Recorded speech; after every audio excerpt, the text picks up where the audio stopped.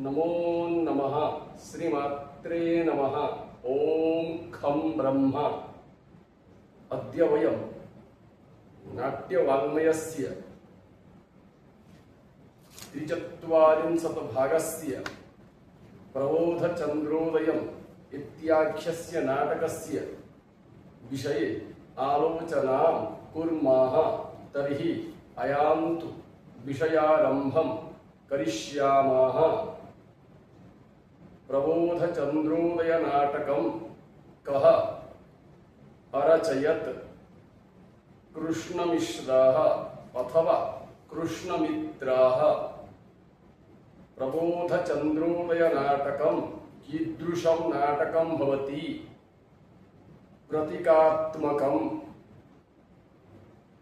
प्रतीकात्मकस्य नाटकस्य प्रथमोद्भावकः कः आसीत्? अश्वघोषाः। अश्वघोषाः कस्य नाटकस्य प्रथमोद्भावकः अभूत्? प्रतीकात्मकस्य नाटकस्य। कृष्णमिश्रः कस्य राज्ञः सभाकविः आसीत्? कालञ्जरभूपतेः कीर्तिवर्मणः। कृष्णमिश्रः कीर्तिवर्मणः सभासद् आसीत् इति कुत्र उल्लेखः अभूत्? प्रबोधचन्द्रोदयस्य नाटकस्य प्रस्तावनायां कीर्तिवर्मणः समयः कः? 1155 विक्रमाब्दः। कृष्णमिश्रस्य कालः कः? 1160 1190 विक्रमाब्दः। प्रबोधचन्द्रोदय नाटके कति अंकाः सन्ति? 6 अंकाः। प्रबोधचन्द्रोदये नाटके 6 अंकेषु केषां पात्राणाम् उल्लेखः दृश्यते? विवेक, मोह, दंभ, काम, श्रद्धा, अहंकाराणां पात्राणाम्। प्रबोधचन्द्रोदये नाटके कयोः युद्धं प्रचलत् आसीत्? विवेकमोहयोः। प्रबोधचन्द्रोदये नाटके विवेकमोहामोहाभ्यां युद्धप्रबोधात् कः पराजयम् अवाप्तवान्? महामोहः। प्रबोधचन्द्रोदये नाटके केषां संवादः चित्रितः अस्ति? जैन बौद्ध कापालिकानां।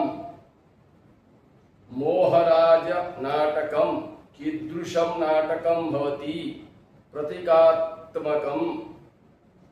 मोहराज नाटकं केन रचितं? यज्ञपालजैनेन। मोहराज नाटके कति अंकाः सन्ति? 5 अंकाः। संकल्प सूर्योदय नाटकं कीदृशं नाटकं भवति? प्रतीकात्मकं नाटकं। संकल्प सूर्योदय नाटकस्य रचयिता कः? वेदान्तदेशिकं। 1380 विक्रमाब्दः। अमृतोदयं नाटकस्य रचयिता कः? गोकुलनाथः। अमृतोदयं कीदृशं नाटकं भवति? प्रतीकात्मकं। 1620 1660 विक्रमाब्दः। भावनापुरुषोत्तम नाटकस्य नाट्यकारः कः? श्रीनिवासः। भावनापुरुषोत्तमं कीदृशं नाटकं भवति? प्रतीकात्मकं। चैतन्यचन्द्रोदयं कीदृशं नाटकं भवति? प्रतीकात्मकं चैतन्य चंद्रोदय नाटकस्य रूपककाराः कः कवि कर्णपूराः 1650 विक्रमाब्दाः विद्या परिणय जीवानंदयोः नाटकयोः रूपककाराः कः वेद कवीः 1741 तः 1785 विक्रमाब्दाः विद्या परिणय जीवानंदने द्वे कीदृशे नाटके भवतः प्रतीकात्मके वेद कवेः अन्यनामकीं आनन्दरायमखिनाः प्रतीकात्मक नाटकस्य नामकीं धर्मविजयनाटकम् अद्य एतावत् पर्यन्तं 43 भागस्य विषये आलोचनां कृतवन्तः। श्वः 44 भागस्य विषये आलोचनां करिष्यामः। अतः सर्वेभ्यः धन्यवादाः। नमो नमः।